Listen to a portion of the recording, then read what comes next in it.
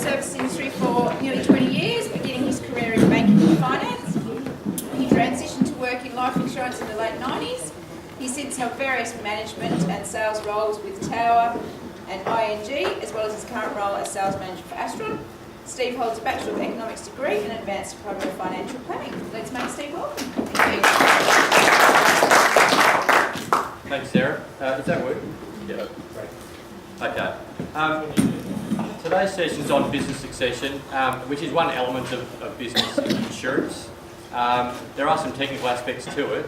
I suppose I'd like to start off by saying I was privileged recently to sit through a workshop, full-day workshop with one of the most experienced business insurance advisors in Australia, probably a guy with about 40 or 50 years of combined knowledge in this field.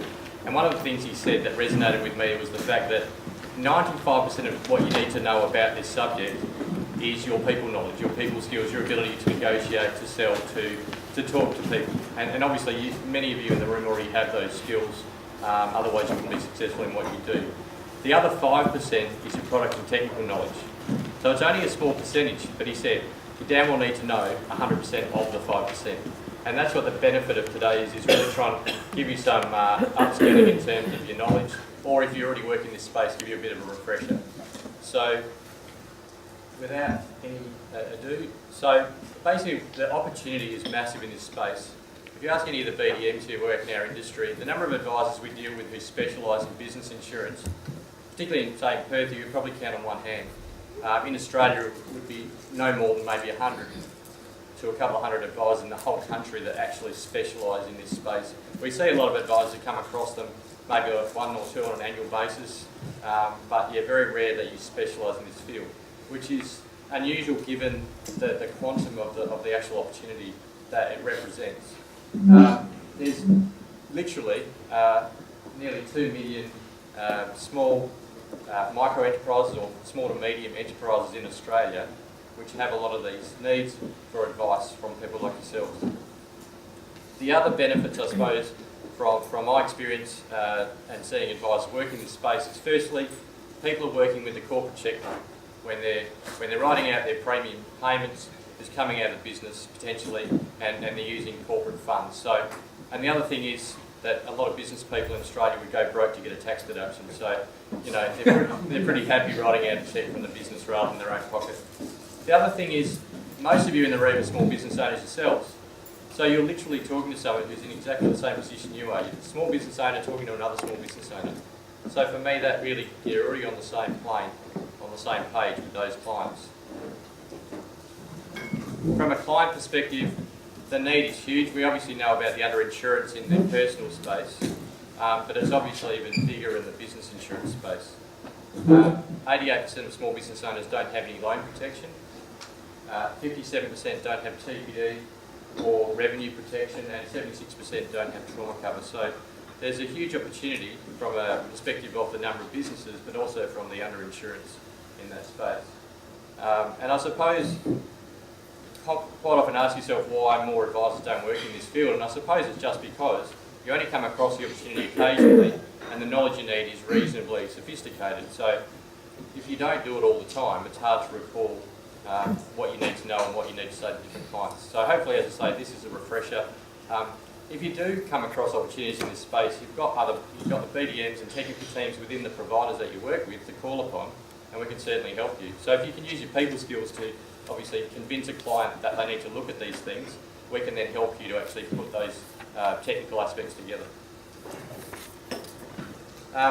The target market, so a majority of these small businesses are family owned, so you're talking to families, family groups, similar to what you do now with your personal insurance.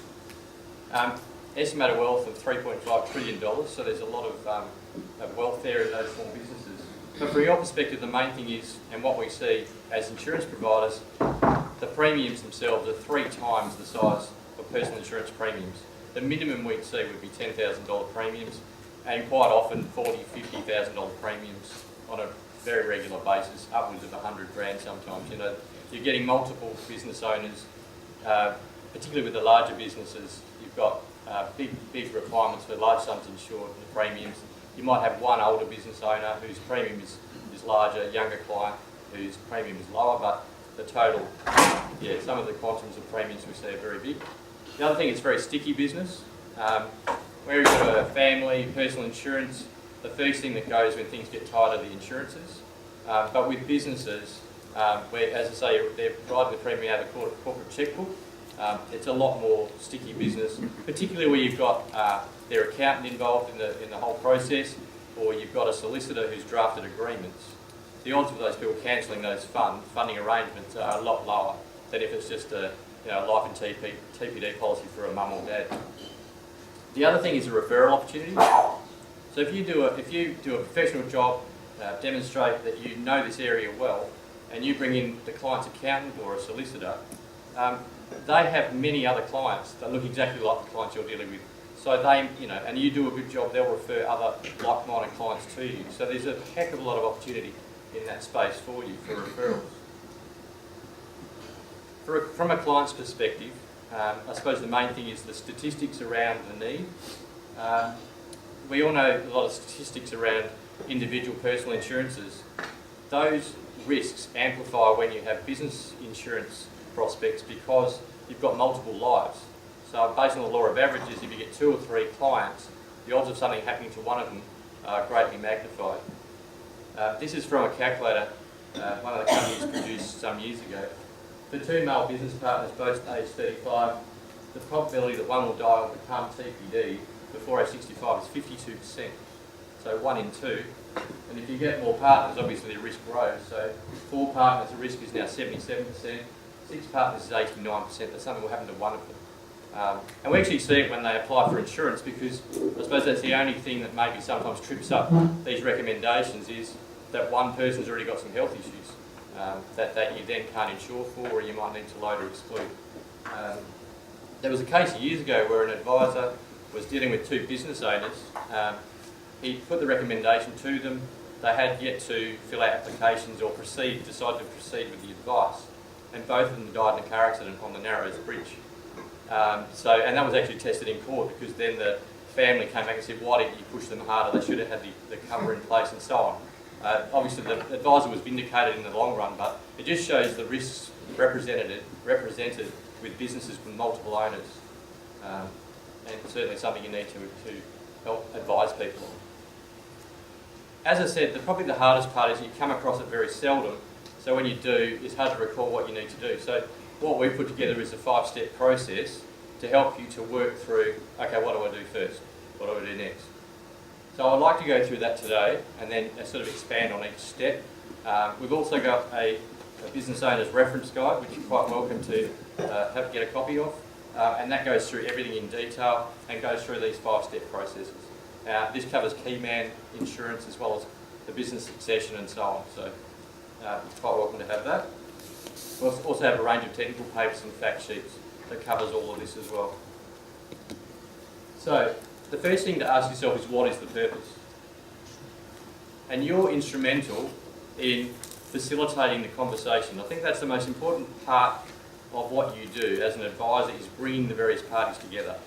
So you've engaged the client, you've got them thinking about the need, and then you bring together their professionals in terms of the people they deal with in their lives, like their accountant, and maybe if they have a solicitor, you bring them in, or you bring in someone that you maybe have a relationship with in terms of legal advice. And you facilitate that meeting. Now, I don't know whether Barry Bolter's in the room, but we've had meetings where I've brought in a solicitor. We've had a client meeting with 2 or 3 people, and it's that conversation where they're dealing with their professional advisors, and everyone's working out what the needs are. In terms of the 5-step process as well, once you engage with those professional advisors like their accountants, solicitors, and obviously your professional knowledge as well, you don't need to have knowledge of all 5 steps yourself, because some of the steps are dealt with by the other parties. So step 5, for example, the tax implications, obviously that's something that you maybe would refer to their accountant or an accountant you have a relationship with. Step 2 and 3, policy ownership, obviously you have a hand in that, working out policy ownership, but obviously the solicitor can help you there as well when they're drafting legal agreements and working out who owns the shares in the business, etc. So your pivotal skill, as I say, is that people knowledge, that people skill that you have in facilitating that meeting. This to me is the heart and soul of a business insurance recommendation, and I suppose if I was talking to clients regularly, I would laminate this and use it just to visually show a client what we're talking about and the various aspects of the advice that you're talking to them about. So for example, obviously most of you deal at the moment with personal advice. So most people have a personal need for family protection and individual protection for personal insurance. With a business owner, that's just the tip of the iceberg because they have these other needs. And what we're talking about today with this 5-step process is succession planning, which is where you're transferring ownership from one party to another.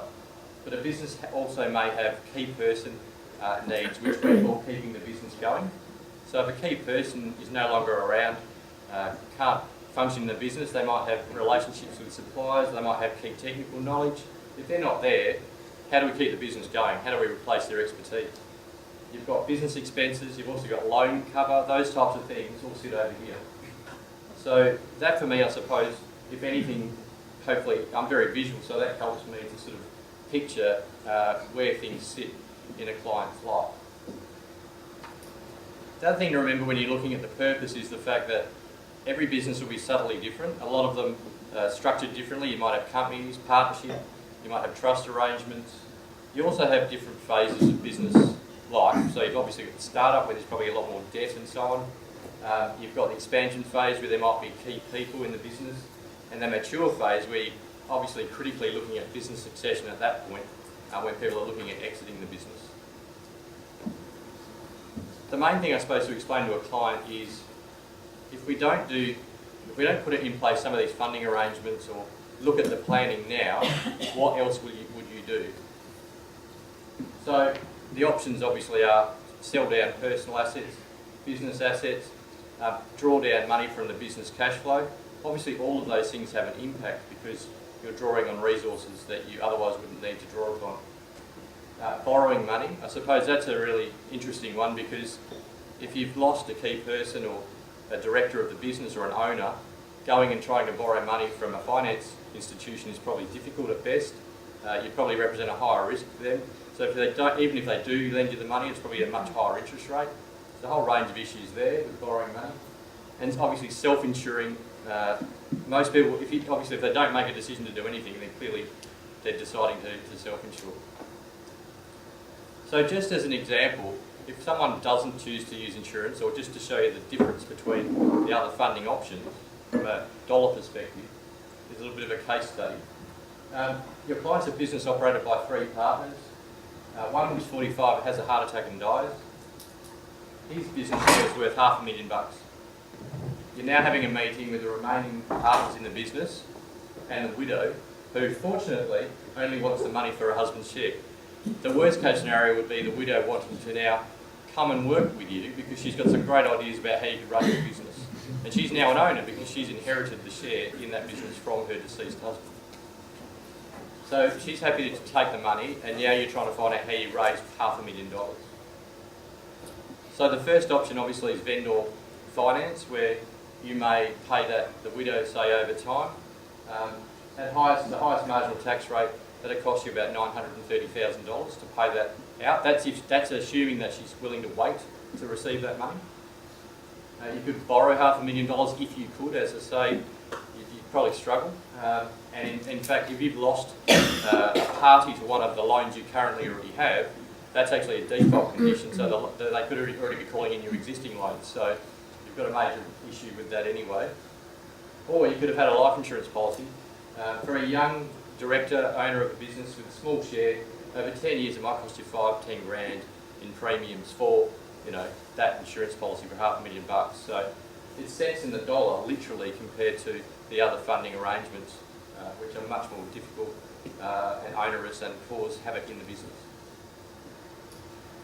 In terms of quantifying the need as well, it's quite easy in this space because when we're talking about business succession, it's obviously the value of the business and then just working out each party's percentage ownership in the business.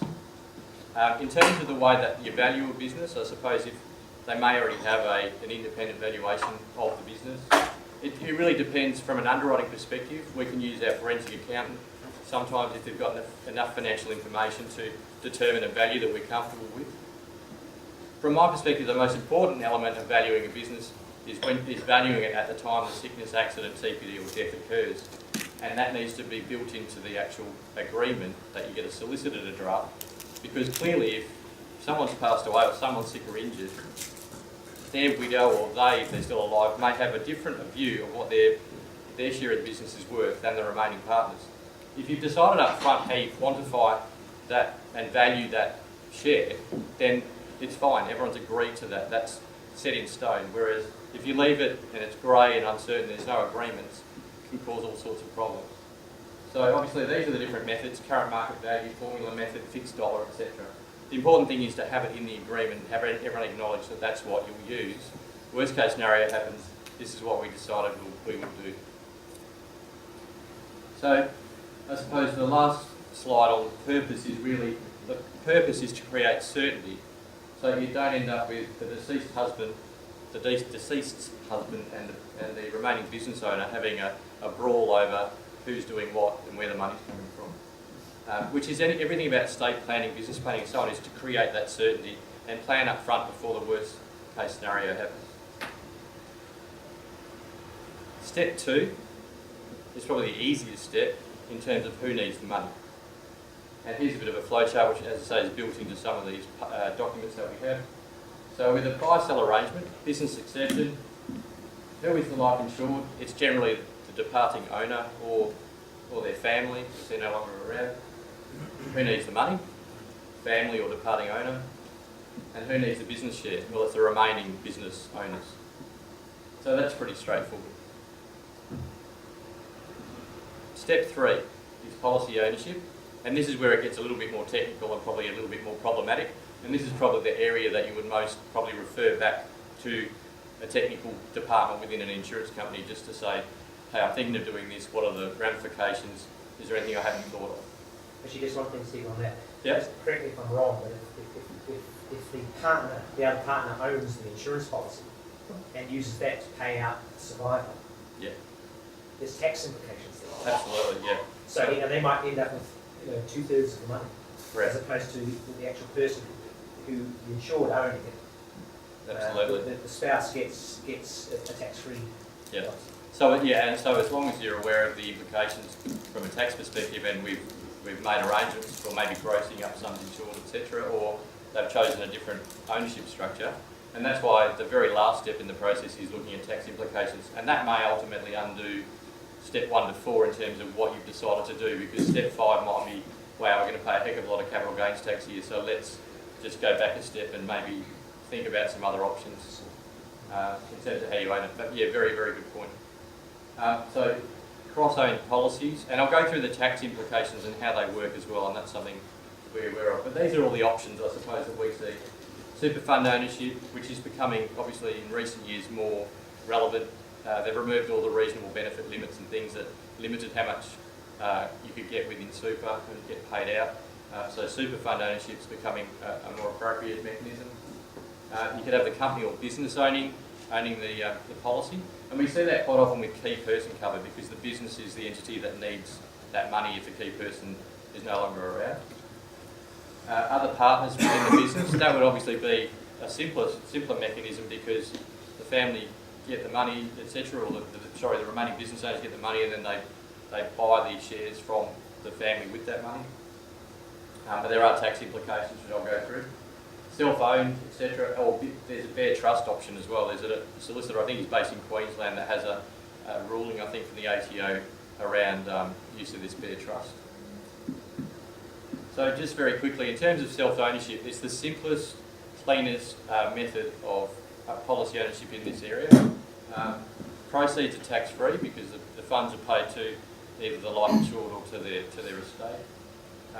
And yeah, it's just very straightforward, it's very portable.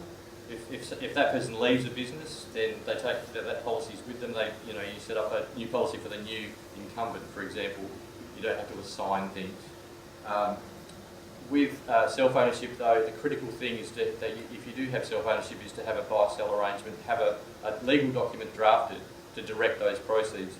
Because the worst-case scenario is the self-insured person also owns a business share, so that not only, if they die, their business share and the life insurance policy proceeds end up in their estate. So now the widow's absolutely wrapped because she's got money from an insurance policy and the business, and she doesn't have to swap anything for anything because there's no agreement. So it's really critical if you do this. It's probably the simplest from a tax perspective, but you need the agreement.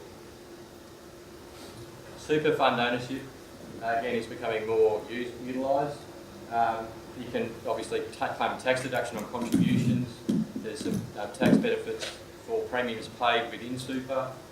There's payment flexibility when if someone passes away, you've got the option of either a lump sum or a death benefit pension.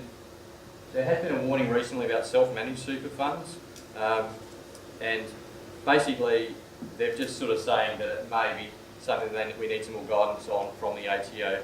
I won't go into any detail on it, but it's just something we keep in front of mind at the moment. There's just been an audit done recently on a self-managed super fund where they were funding business insurance, and there was a bit of a sort of a warning from the ATO. So we're just seeing if they've got a ruling on that.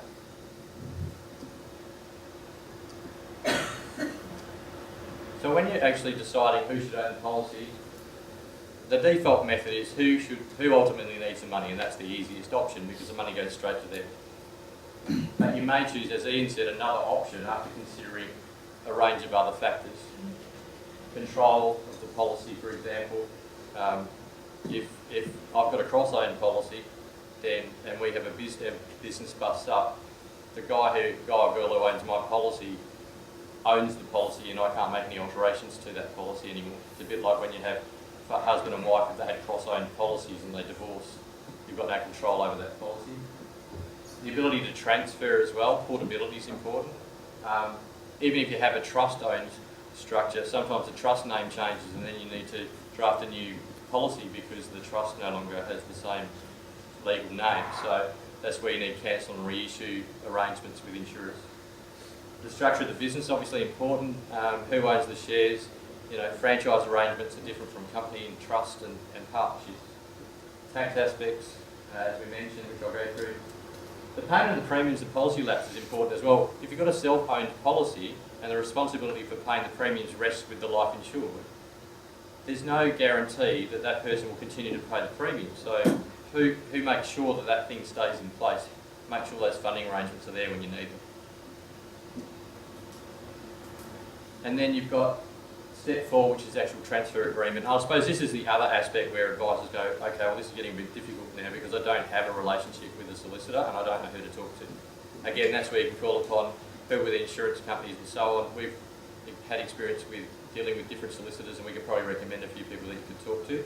The main thing with anything is finding someone who's on the same page as you and you have confidence in their knowledge and ability.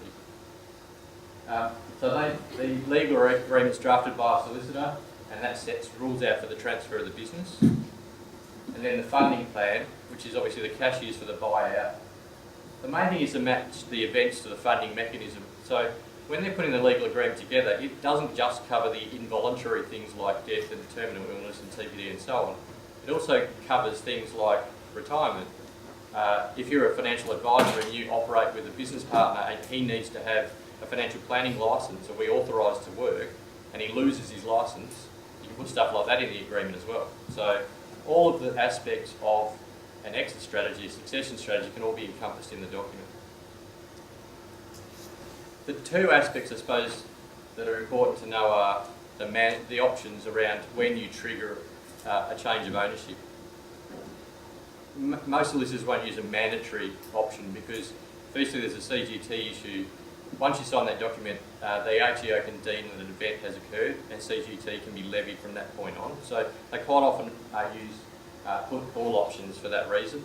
The other reason that mandatory options aren't used is, for example, if you had a trauma insurance policy and you listed in the agreement that if you have a heart attack, you're out of the business and I get your trauma policy paid to me, then if someone has a minor heart attack but they want to come back to work, the agreement doesn't have any flexibility around that. They're exited from the business and that trigger event occurs from that point on. The put call option allows greater flexibility with those types of things. With a trauma policy as well, life and TPD are permanent events, so that's simple. Something's happened that's permanent, you've died or you suffered TPD, you're not working again, and so we need to trigger this event. But again, if you have a trauma that's a heart attack, that means you're off work for 3 weeks and then you can come back again. We've already got a payment. What do we do if something happens again down the track, and we've already spent that trauma insurance policy. So, sometimes a solicitor may decide to put that money into trust in the event that when the person does actually want to finally exit the business, that money's still available there in trust for them to use. So these are the two scenarios, and really covers most aspects of what could occur. You can have money in the business in the same hands, which is, again, where you've got a self-owned insurance policy. So the business share is owned by the individual, and they also own their own life insurance policy. So both of those assets end up in the estate, and then you need a transfer agreement to transition those remaining shares to the remaining business owners. And that can happen with self-ownership, with superannuation ownership, or with trust ownership. Or you can have an arrangement where the money's in one set of hands and the business assets are in the other. So that's cross-ownership, company or trust ownership. And again, they both require transfer agreements to make sure that everything ends up where it should. Okay, so that's step 1 to 4. And as I say, you don't have to know every intricate thing about all of those, because you've got the solicitor accountant on hand to help you with putting the advice together. Step 5, obviously, this is really the domain of the accountant, but it's important that you do know some of the implications of different ownership structures. So the main thing to know is, regardless of who pays the premium, the ATO looks at the purpose of funding to determine whether you can claim those premiums as a tax deduction. So capital purpose, which is business succession, is always capital, is not deductible, whereas contrary would be a revenue-based key man policy, so revenue purpose, that is deductible. So again, it doesn't matter who's paying it, the purpose is king. So capital purpose is not deductible, but it doesn't mean just because the premiums aren't deductible that you won't pay tax on benefits. So we need to look at the ownership structure to determine whether there's any tax payable. So with the business succession funding, because it's capital in purpose, there's no revenue, there's no income tax payable, but there can be capital gains tax. So what we're talking about here is capital gains tax on the proceeds of the insurance policy. You'll generally always pay capital gains tax on the actual asset changing hands, the physical asset, but we can make arrangements to ensure that you minimise the capital gains tax you pay on the actual insurance proceeds. So, life insurance proceeds are generally exempt from capital gains tax as long as you haven't assigned the policy to someone else during the course of the policy's life. So, death or terminal illness is exempt as long as it hasn't been assigned to someone new. So as long as it's the original owner of the policy or it wasn't assigned for consideration, which in most cases they consider premiums as consideration. So as long as it's owned by the original person who took the policy out, hasn't been assigned to anyone else, then life insurance proceeds are generally exempt. Trauma and TPD, on the contrary, are generally pay capital gains tax on them unless the policy is owned by the life insured or a relative. So if you've got a family business and you've got cross-owned policies, that's probably an appropriate way to structure the policies. But if you've got business partners who aren't related, then CGT certainly is something that you need to consider. So that's self-ownership. If you have super fund ownership, the premiums are deductible because, and again, the contributions are deductible potentially as well. So you can generate some tax deductibility there in the super environment, which is what advisors and clients started to use it. There's, again, still no income tax payable. There's no capital gains tax payable in the superannuation environment. But there can be, obviously, lump sum taxes payable on death and or not terminal illness, death and TPD if the benefits aren't paid to ATO dependents. So that's obviously a appropriate way to structure it to avoid CGT if you don't want to use the self-ownership approach. So this is really just a mud map, just very quickly sort of show you no CGT for self-ownership or super ownership, but potential lump sum tax with the super ownership structure. Finally, the cost base, when you're looking at tax implications, and with every sort of investment asset, there is generally a cost base to work out what the capital gains tax is. With these insurance proceeds, the cost base For death and TPD is the cumulative premiums paid by the individual, and for trauma it's the premiums paid in the year of claim. There are some grey areas in terms of this tax area. It's like a lot of tax acts. So there's no absolute solid guarantees that this is how they work it out. Regardless of that, even if it was the cumulative premiums of death and TPD, it's the actual proceeds minus that cost base. So even if you said that the cumulative premiums were 100 grand and the proceeds are $1 million, you're still paying a heck of a lot of CGT, regardless of how you work out the cost base.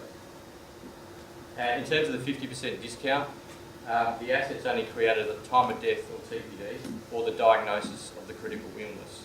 So you don't generally get the 50% discount either. So the CGT amount can be massive. So certainly something to try and avoid if you can. Because grossing up the sums insured to accommodate them could be, incredibly expensive. In terms of payment of the premiums, we get asked a lot of questions about, well, who's going to pay the premiums, what's fair. So there's a few different options. Obviously, the life insured can pay the premiums themselves and make each person responsible for their own policy. They can then choose whether they want a level premium or a step premium and their own arrangements. But as I mentioned earlier, there's no control then over making sure that policy stays in force, and if they don't pay the premiums and it lapses, then it undoes a lot of the hard work. It can also create inequity if one party has got health issues and they have to pay higher premiums for loadings, etc. If the business pays the premiums, it doesn't obviously affect the business owners themselves, but it probably comes out of the business cash flow. There's certainly a payment of the premiums, which is really good. But it may be deemed as dividends, there may be FBT issues if it's a company paying employees, etc. One creative thing the accountants can do is maybe increase the salary paid to directors, and then the directors can use that increased salary to pay the premium. So there's a few things, again, where the accountant can come in and go, okay, we could do this here to actually help alleviate this problem. Or you could share it, work out the cumulative premium and everyone pays the same proportion. Again, you might have one older business owner and one younger, and then there might be an argument about whether that's fair or equitable. So that's really the 5-step process. As I say, that's all documented, and we can go through that. Happy to go through that individually with you as well. The final couple of slides is just around a quick case study. So we've got two business owners, Kim and Kevin, 44 and 46.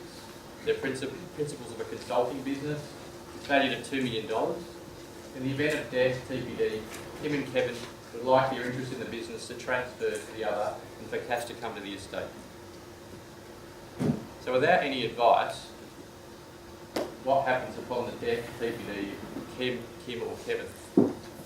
Basically, if the ownership is vested with the individual, then the ownership ends up in the estate if they've died. If they suffer a TPD, they remain owners of the business. And we had a situation in Perth years ago where a stationery business with two owners, and one had a heart attack and couldn't work again, but because there was no exit strategy, he remained on the books. So he still had his hand out saying, well, I'm a director of the business. The other guy was still doing all the work, building this business and growing it, and he still had to pay this other guy because there was no way of exiting from the business. So a really key point. How could their desired outcomes be achieved? Very simply, engage a solicitor, draft a transfer agreement, business succession buy-sell plan, and have some funding arrangements set up, whether that be insurance or some other mechanism. And then look at the ownership structures, who pays the premiums and the tax consequences using that 5-step process. Ask whether a buy-sell agreement is required. Sometimes it's not, but in most cases it would be. As with most things, it all sounds wonderful. Gentleman's agreement, if this happens, yeah, no problem, this will pass to you, etc. But when money comes into play, as we all know, things change very rapidly. And with a structured arrangement, who gets what? Structured arrangement, we know who gets what because it's all documented.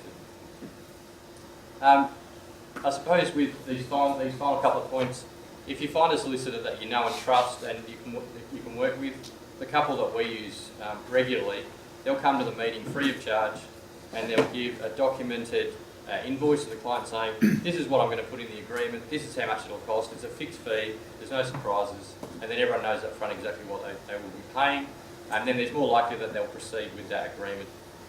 Worst case scenario, you put in all the funding, which is great, you've got premiums paid, etc., but when it actually comes to the pointy end and claims are paid, there's no agreement to distribute proceeds and ownership. So very, very important that if you're entering into this space, that you make sure clients have these buy-sell agreements. That's it. Anyone have any questions? Is the